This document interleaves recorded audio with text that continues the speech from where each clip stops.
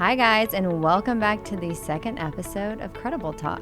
Eric, can you believe they let us come back here again? I cannot. This might just be like our second trial to see if this is going to continue, so don't mess it up, okay? We'll see if we make it to the third. Well, I mean, the last episode we talked about how you and I ended up at KDC, and we thought that it would be interesting for Steve and Toby to talk about how their partnership began at KDC so many years ago. So here is what they had to say. So we were a fledgling young company, and we really were a startup. And that Toby was in the brokerage business. He graduated from SMU. I'm approximately 10 years older than Toby. And I was really focused on finding somebody that if I died the next day, that person could come in and do an incredible job of leading the company and making sure that my wife and my kids were taken care of. Steve worked for Las Colinas Corporation, and he and I worked on several deals together out in Las Colinas. And when he joined Don Cole's group in '89, he asked me to join a couple of years later. So we had a long relationship before that. He has been my partner, mentor, friend, co-worker for the entire time that I've had a wife and 3 kids. And that if I have looked back at, how well it's done, I pinch myself because it's really going great. So what you just heard was from 2 truly great leaders that have had the most successful 3-decade run of anyone that I know of, and I'm sure you do too. And and if you get to know Steve and Toby, you'll get to know the fact that they have 2 totally different personalities, Completely. 2 totally different skill sets and strengths. But when you combine them and they work together, they are so complementing, and it's amazing to watch. But I would say that the one kind of common theme that they both have and what's made the company so successful is their drive to making sure that the client's always first, and that the client at the end of the day is a raving fan of KDC's, and they do it in a very transparent, high integrity way. Yeah. So kudos to Steve and Toby. Kudos to them, and kudos to them still being friends 30 years later. I mean, Eric, do you think we have a shot? Let's take it 1 year at a time. Or one episode at a time? One episode at a time. All right. But I think we can get there. Okay. All right. Well, I wanted to shift gears. JLL just released their Future of Work survey, and it had some really interesting facts and figures that really are relevant to the conversations we're having in commercial real estate day in and day out. Wait a minute. I didn't know you actually read anything. Yeah, I mean, every now and then. Rude. Yes, I read. So what did this survey say? Well, I mean, we know that the war for talent's a real thing, and employees have demands like never before. So the survey found that 72% of decision makers believe the office remains critical for business operations, but they also see hybrid work becoming permanent, which are 2 things that I would say I agree with. That the office is critical for business operations in most scenarios, and hybrid work, we're not going to be able to totally get away from hybrid work environments. No, and I think that, companies have found that hybrid work is proven to be valuable and proven to be productive. And, I think it's evident that many of the companies that initially started on the total remote work path during the start of the pandemic have taken a big U-turn. A lot of those companies are tech companies, and a lot of those companies have taken a big U-turn and now want some semblance of work at the office, and they're trying to reach a balance because for the longest time at the start of the pandemic, the employees suddenly had really the leverage in the conversations with their employers about their ability to work from the home if they want to go work at that company. And things are normalizing a little bit more now.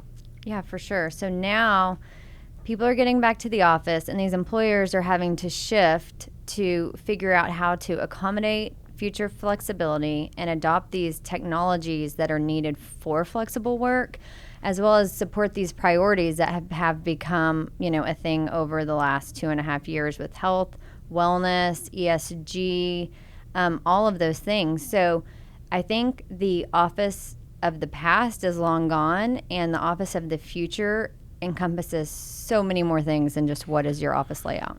I couldn't agree more. I mean, if you look at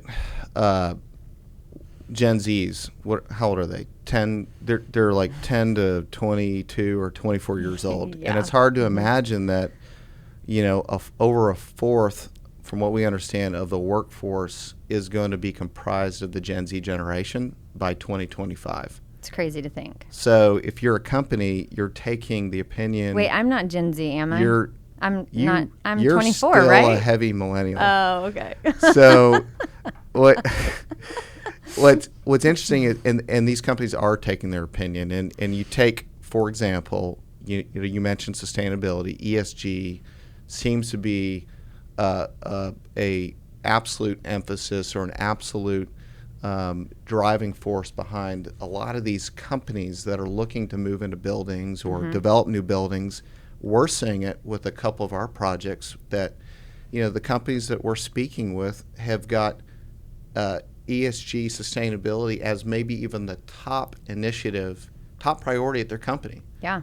And back, I don't know, even a couple years ago, we knew LEED, WELL certified buildings.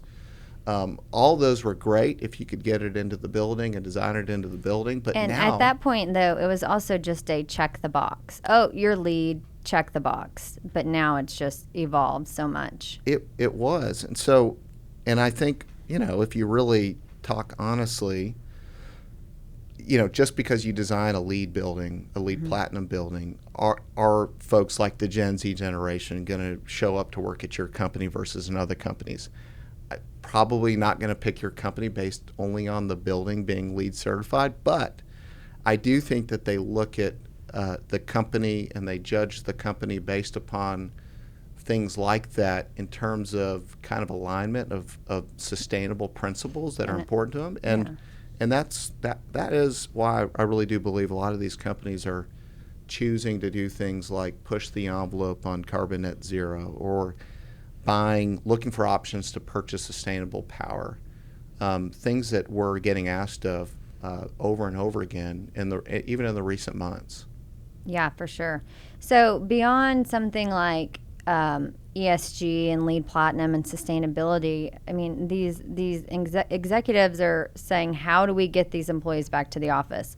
So the JLL survey found that 77% of executives that responded agreed that investing in quality office space is a greater priority to them than expanding their total office footprint, which quality over quantity.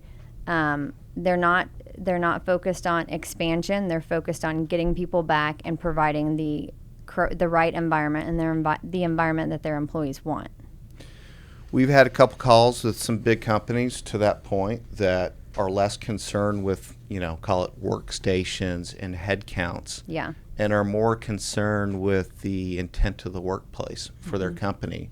It's more about, the collective group than it is the individual. So it's more about the we, and it's more about the idea that you could take or repurpose your space in a way that builds in more collaboration areas, team areas, conferencing, and really kind of amenitize the space for that, and less on the workstation side. And I think, is that going to mean that you're going to have less square footage than you typically would? Maybe, but maybe not. Because if you are placing a greater emphasis on some of those larger spaces that are for teams and for collaboration, then you never know. Yeah. So it's really interesting to see, again, across sectors and industries, what the different companies are doing right now. Well, So- if you were to design KDC's new offices, how would you design them? Have you seen the Taj Mahal? Like something like that. No. I would expect nothing different. Definitely you want to feel like you're walking into a high-end hotel. I want to feel comfortable, but I also want to feel like I'm in a high-end environment. So would it be more of a Ritz hotel for you, or would it be more of a Van Zant That is a or really a Thompson good hotel? question. I'm gonna go Van Zant Thompson. Just thinking about just overall our company culture. Or are you more It's of not a too JW stuffy. Marriott? Okay. No, it's All not right. too stuffy. And increase. Okay, so if you go to a Thompson, there are lounges everywhere. There's bars out in the open. So what they've done is it opened up these spaces so you can have these chance collisions, and that's what's happening in the office environment too. You're creating collision zones within the employee or the employee space, outside of their cubes, outside of their offices, but also in the building where you have your lounges, your conference centers, your centralized cafes where you're not walking down the hall to the cafe. It's in the middle of the actual lobby. And not only does that allow you to collide with other employees within your company, but also the executives. And I feel like people want to be in front of the executives a lot more too. When they're trying to come back to the office. Yeah, we were talking with another friend that is one of the leaders at a major company, and that person said, he was talking about his daughter, and his daughter had started working at a big tech company, and he said, "Honey, when are you, what are you doing your first week?" And she said, "Well, I'm not doing anything because I'm working right now from the house." He said, "Well, you got to get to the office. That's how that's how you get to know your managers and get trained and get some rapport." And for sure. And so she said, "Well, but my manager only shows up from 12 to 2 o'clock every Thursday." Well, it starts from the top down sometimes. It definitely starts from the top down. So, I think what that shows is there is a genuine desire from the younger generation, the Gen Z or the millennials, that want to be, even if their company policies aren't inviting of that right now, but that they want to be around their colleagues and managers and be seen and have that kind of interpersonal communication. Okay, so that's interesting because I read a study through LinkedIn the other day. And you should have read this because actually you're the LinkedIn guru, and that is not me, but I found it on LinkedIn. But it found that 46% of professionals believe that work friends are integral to their overall happiness, which boosts productivity and engagement levels. I completely agree with this because I'm in a better mood work-wise when I'm talking to people. It's a collaborative environment. You're walking all over, having chance conversations, maybe talking about Eric eating at Chinatown at lunch or not, things like that. Yep, that is very interesting stuff. Yes. Life at work, yes, it is more exciting to be in an office and around people than roll out of bed, get to your desk, work from your desk, go downstairs, eat a sandwich, get up to your desk, which is right next to your bed, and then go to bed. Yes, totally. To me, there's undoubtedly a big difference. Totally. So switching gears a little bit. Okay. Just to switch. just to add a little bit of a personal question element to this whole discussion. Okay, let's do it. How do you create a life balance? Well, balance is hard. It is definitely a day-by-day situation. And so I think it's so important you have to find your me time. You have to figure out what makes you tick. So with me in the mornings, I'm able to get out, most of my stress in the mornings by working out. My energy level's higher when I work out in the mornings. However, I did not work out this morning. I hit the snooze button, so this afternoon might be a problem. Something I do all too frequently. But then, when you get home from work, you play with the kids, do whatever they want to do. I feel like we're playing sports most of the time. They go to bed at a good hour, so I know it is my me time or my us time with my husband, and that could be several different things. Usually, not every night, but there are glasses of wine involved for sure. I like to go for a run or a walk and listen to a, podcast or audiobook and just find the time where you can decompress. So, Eric, what about you? You have 3 kids, a wife, and a dog that you love. Yes, a dog that I love that always barks at me when Yeah. I get home from Eric's- work each day. Eric's and I dog does can't not like him. keep it from barking. So yes, yeah, you're right. All those things are things that are difficult to manage, and I try to decompress by getting home and catching up with my wife and spending time shooting some hoops with my son, or Yeah. taking my daughters and my son to play some tennis each night. All those things are fun, helps me decompress. But really the hardest part in all of this is as you arrive, get home, it's taking the work mindset out and just being purposeful and intentful about being present when you get home, and Yeah, for make sure. sure that your mind is present when you get home, and you give your family the time that they deserve. So, Your dog included, right? my dog included, if it stops barking at me. Well, thank you everyone for joining, and we've had fun today. Hopefully you'll join us for the next episode of Credible Talk. Please tune in at kdc.com/Credible Talk. Thank you. Thanks, guys.